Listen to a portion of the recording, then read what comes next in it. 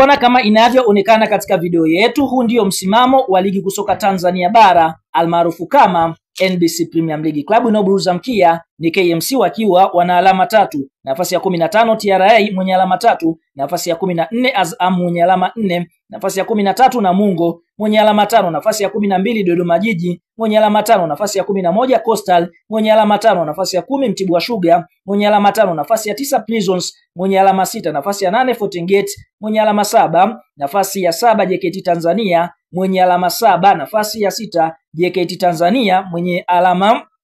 nafasi ya 6 Singida Black Stars mwenye alama 7, nafasi ya 5 Mashujaa mwenye alama 8, nafasi ya 4 Mbeya City mwenye alama 8, nafasi ya 3 ni Pamba mwenye alama 9, nafasi ya 2 Simba mwenye alama 9, anayeongoza ligi ni Yanga mwenye alama 10. Tuambie kwenye comment, je, ni klabu gani ambayo unaona itakwenda kuubeba ubingwa msimu? Kwa hiyo shuka hapo kwenye comment chini kadondoshe maoni yako.